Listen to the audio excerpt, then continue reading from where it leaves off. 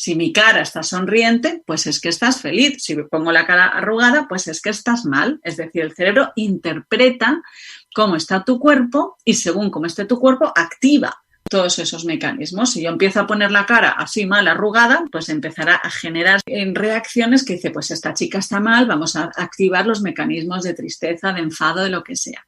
Entonces, fíjate la importancia que tiene ahí el que nosotros cuidemos mucho el gesto de nuestra cara, porque el cerebro lo va a interpretar constantemente. Entonces, algo que nosotros podemos probar en primera persona es sonreír aunque no tengamos motivos.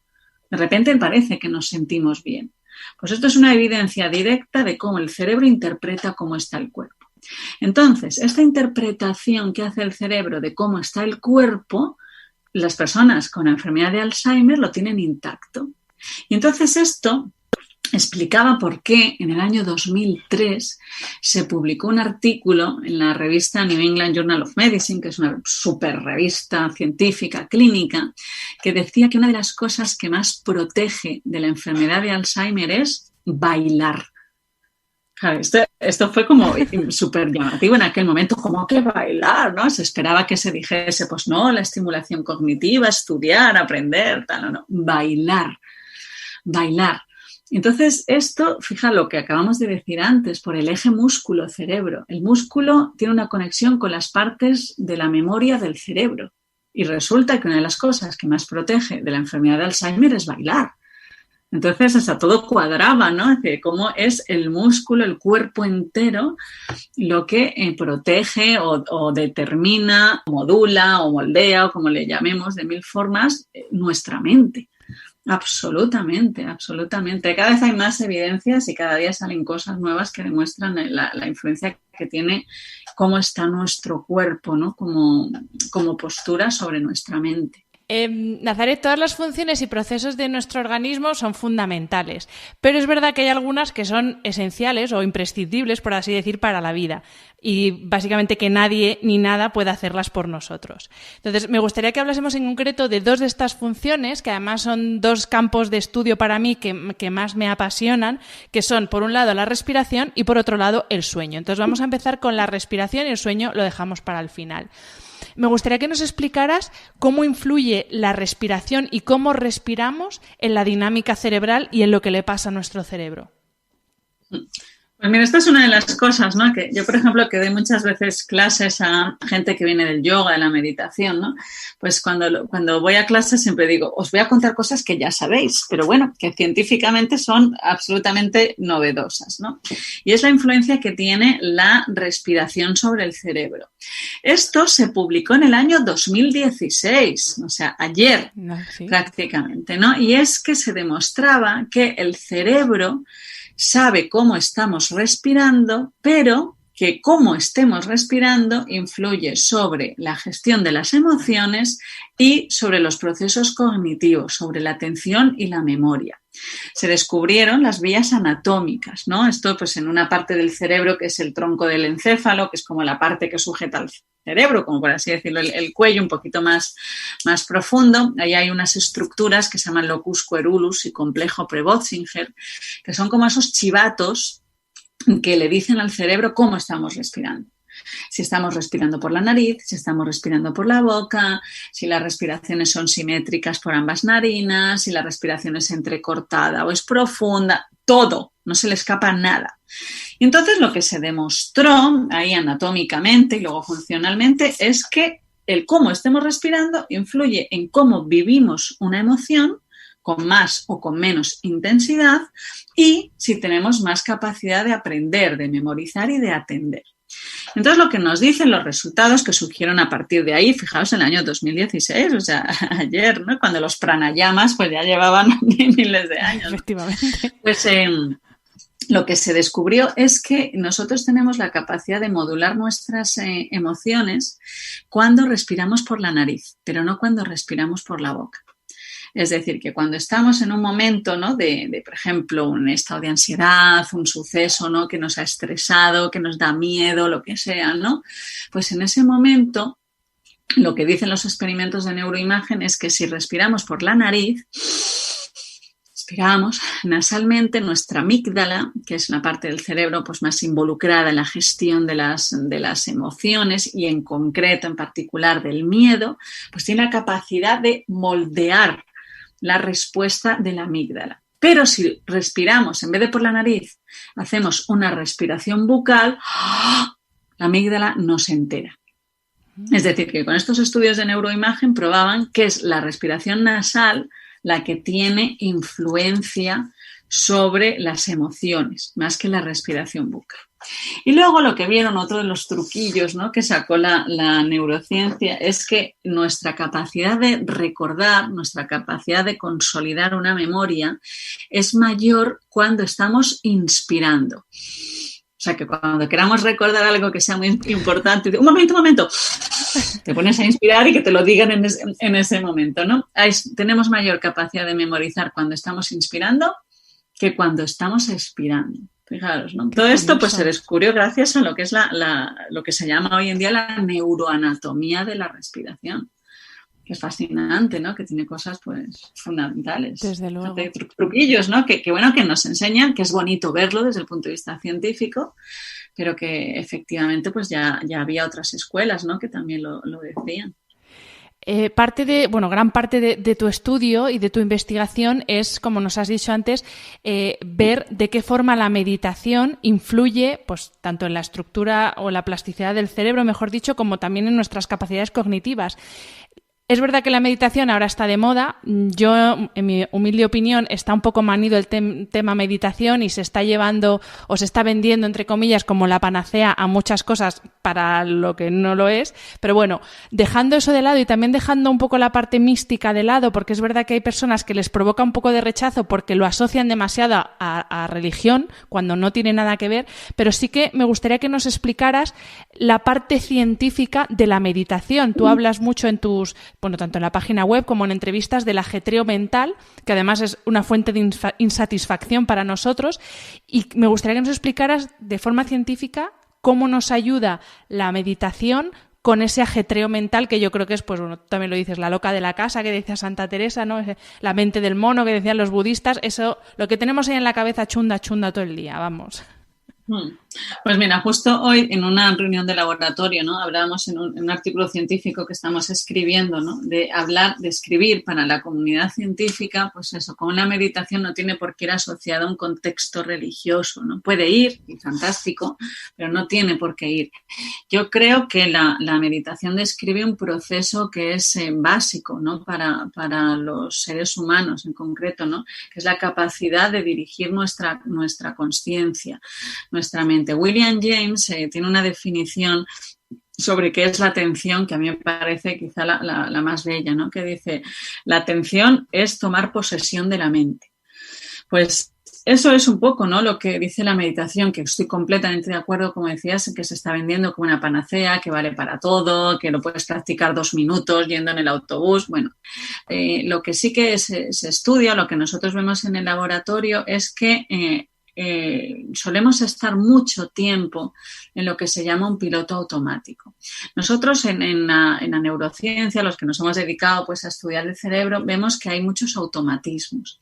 Es lo que nosotros llamamos la actividad espontánea del cerebro, ¿no? El cerebro hace cosas, decide, y decide mucho más rápido que a nivel consciente, ¿no? Cuando nosotros pues vamos caminando, imagínate, vas caminando, viene un coche, lo que sea, tú reaccionas antes de que tú te hayas dado cuenta de lo que has hecho.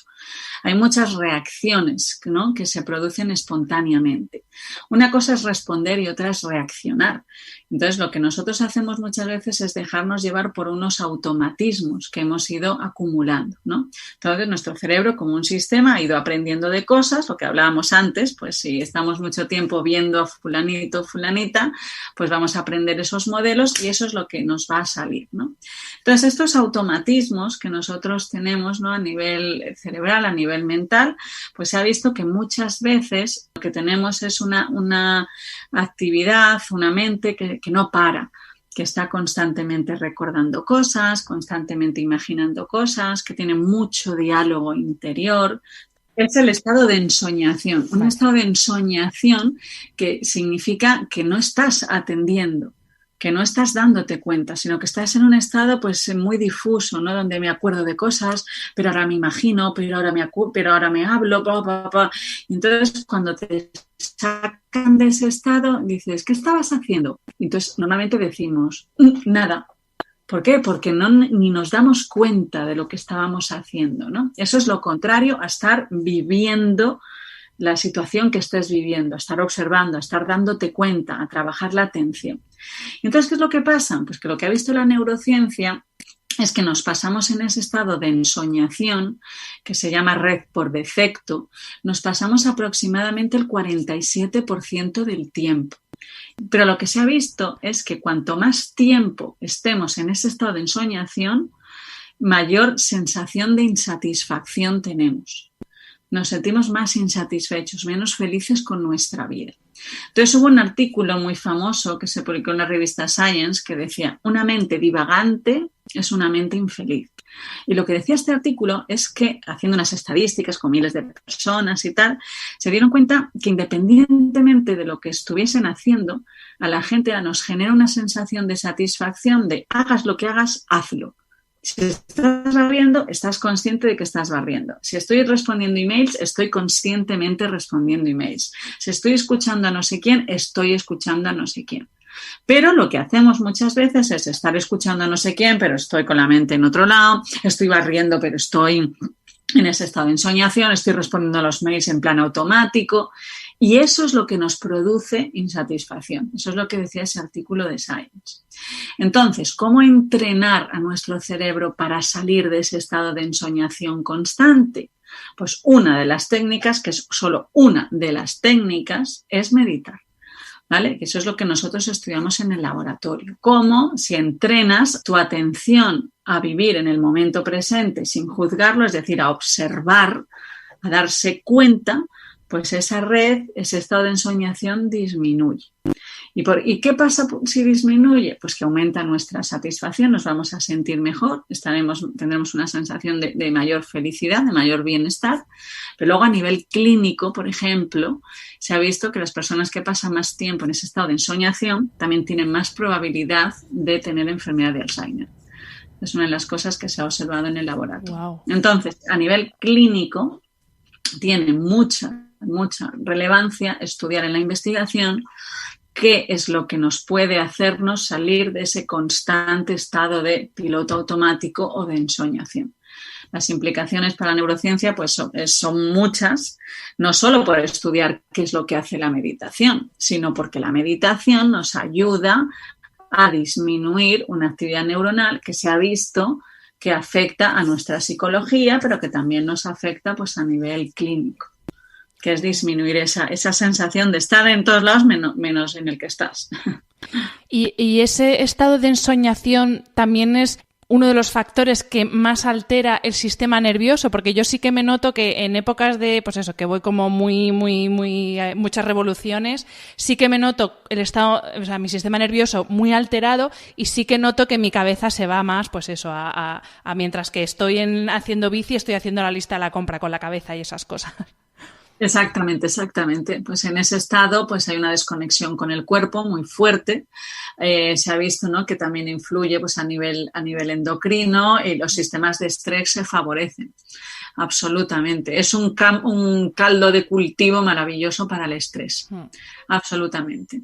Se alimentan uno a otro. Cuanto mayor sea tu capacidad de distraerte, de estar en otro lado, pues, si hay algo que genera un poco de estrés, ¡fua!, ahí crece, vamos, como la espuma, porque genera, ¿no?, esa propensión en el cerebro. Nazaret, antes nos hablabas de esa información que nuestro cuerpo le manda al cerebro pues cuando sonreímos, por ejemplo. Y quería retomar un poco esa idea y preguntarte si eso de ir por la vida con la cabeza alta, podemos decir que tiene, en cierto modo, una explicación científica, ¿no? Y al final, o también eso lo de la pose poderosa cuando vas a dar una charla o cuando vas a hablar en público, al final eso también le está mandando una señal a nuestro cerebro de tranquilo o venga que tú puedes, que te lo sabes. O no, o esto es más lo que nos decimos así para motivarnos. No, eso es lo que demuestra. Lo que pasa es que esas poses, ¿no? Que tú decías, esa pose de poderoso, pues también activa nuestro sistema inmune y endocrino. Y entonces nos aumenta los niveles de cortisol y en el hombre aumenta los niveles de testosterona. Es decir, nos hacen sentirnos más poderosos, pero también aumenta nuestra agresividad, ¿no? Entonces, trabajar el cuerpo como herramienta para llevarte de un estado mental o a otro, eso está muy, muy, muy demostrado científicamente, ¿no? Entonces, tú dices la cabeza alta, pues yo, por ejemplo, diría los hombros abiertos, ¿no? Me gusta esa definición que dice los hombros son las alas del corazón, ¿no? Pues los hombros abiertos y una cara sonriente, o al menos pacificar el gesto. Esto lo dijo la Universidad de Cambridge, ¿no? En una conferencia, a mí me fascinó, ¿no? Que decía, ¿por qué no la psicología incluye terapias que incorporen el pacificar el gesto? Es decir, que nuestro gesto de la cara sea pacífico, no ir sonriendo en plan, pues eso, artificial, sino que tengas un gesto pacífico, que esté relajado, que no haya tensión, y si se dibuja una pequeña sonrisa, mejor. Yo creo que esa es una de las grandísimas herramientas. Además, fíjate que hay estudios, ¿no? Que demuestran que cuando dibujamos una sonrisa a nosotros mismos, la amígdala, que es esa parte del cerebro más involucrada en la gestión de la agresividad, el miedo, el estrés, disminuye, ¿no? Y otro de los estudios, ¿no? Que a mí me encanta, ¿no? Que dice que la zona del cerebro más involucrada en percibirnos a nosotros mismos, en la idea del yo, es también la zona del cerebro que se encarga de procesar las caras sonrientes. Y esto es muy importante, ¿no? Porque hay estudios hechos con bebés recién nacidos, pequeñitos, 3 meses, hasta 6 meses, que mostraban que pasaban hasta 6 veces más tiempo mirando una cara sonriente que una cara desagradable. Nos gusta más esa cara agradable. Y esto es maravilloso porque esto va un poco en contra de esas teorías del sesgo negativo, de nos fijamos más en lo negativo, nos mola más lo negativo, el cerebro se fija más, tiene una debilidad por lo negativo. No, absolutamente no. Es muy importante ver caras sonrientes y es muy importante sonreír. Y fíjate que dentro de lo que es la representación del cerebro, la representación del cuerpo en el cerebro, pues se ve que la parte más importante a la que nuestro cerebro le dedica más recursos neuronales es toda aquella que está alrededor de la boca, ¿vale? Los morritos. Por eso tanta la gran influencia que tiene la sonrisa sobre nuestro cerebro, ¿no? Es increíble, ¿no? O sea, eso cuando tú lo ves en el laboratorio y la cantidad de evidencias científicas, dices, ¿cómo no damos más importancia a la sonrisa? Es una herramienta poderosísima a nivel neuronal, poderosísima. A la sonrisa, no a la risa. Y de la misma forma que la sonrisa nos manda esas señales tan poderosas al cerebro, también lo hace lo que nos decimos y cómo nos tratamos, es decir, tratarse con cariño, con amabilidad, con compasión, ¿también tiene ese tipo de efectos en nuestro cerebro? Totalmente, totalmente. Uno de los grandes marcadores de la plasticidad es la amabilidad con uno mismo. El cómo nos tratamos. Fíjate, yo siempre digo, ¿no? Y eso digo en las clases, que cuando nosotros hablamos, la primera persona que nos escucha y quizá la única somos nosotros mismos. O sea, el cerebro te escucha a ti mismo. O sea, cuando tú dices una palabra, se activan tus zonas auditivas. O sea, nos estamos escuchando. Por ejemplo, yo estudié mucho cuando nació mi hija, ¿no? En los momentos en los que estaba muy, muy cansada, porque pues eso, no has dormido, estás agotada, tienes que trabajar, ¿no? Pues empecé a estudiar el papel que tenía la queja sobre el cerebro, ¿no? Y entonces me impuse, ¿no? El no quejarme. Pero no significa no quejarme al otro, sino tampoco a mí, ¿no? Estoy agotada, no puedo más. Pues entonces tu cerebro, así, no puedes, no puedes más. Lo estás creando, ¿no? Te estás escuchando. Entonces, sí, lo que son los estudios de la compasión son maravillosos, ¿no? Porque es una de las llaves hacia la plasticidad cerebral. El respeto a uno mismo, ¿no? El cariño, la amabilidad con la que nos tratemos, ¿no? Eso se llama el reforzamiento positivo en el cerebro, ¿no? Como el cerebro cuando percibe, ¿no? Que hay una respuesta de aceptación, de amabilidad hacia uno mismo, reacciona mejor que una reacción adversa, ¿no? Es para mí una de las grandes claves que tendríamos que estudiar ahora, ¿no? En la investigación ya se está dedicando muchísimo esfuerzo y hay que dedicar más, ¿no? A cultivar más el respeto hacia uno mismo y la amabilidad y el cariño hacia uno mismo. Y yo creo que de ahí ya sale sola a los demás. Estoy de acuerdo. El cerebro eso de el uno y el otro no lo tiene tan claro como nosotros. Estoy totalmente de acuerdo.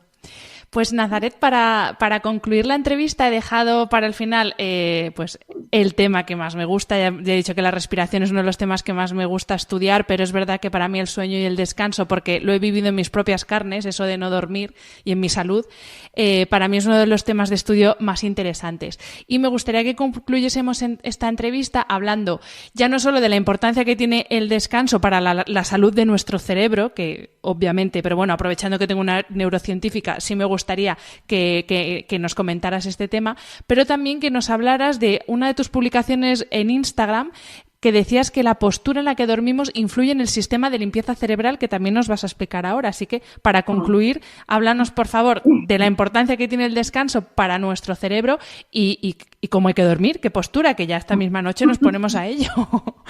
Pues mira, es que el sueño es un tema clave, ¿no? En el estudio de la enfermedad de Alzheimer, ¿no? ¿Por qué? Pues que cuando dormimos, aparte de los beneficios, ¿no? Que ya sabrás, pues están los beneficios de que cuando dormimos se consolidan las memorias. Antes se pensaba que cuando dormíamos el cerebro se apagaba, ¿no? Que entraba en cero y ya está, entonces se apaga como un móvil, ¿no? Pues no, o sea, ahí es donde se consolida, pues a ver qué he aprendido hoy, se refuerzan las memorias, se borran otras, los mecanismos de olvido son muy importantes durante el sueño. Pero una de las cosas, ¿no?, por las cuales es importante el sueño en la enfermedad de Alzheimer es porque cuando dormimos se activa el sistema linfático. ¿Vale? El sistema linfático que viene de glía. La glía son unas células que son las ayudantes de las neuronas, ¿vale? Entonces, el sistema linfático es el encargado de limpiar nuestro cerebro.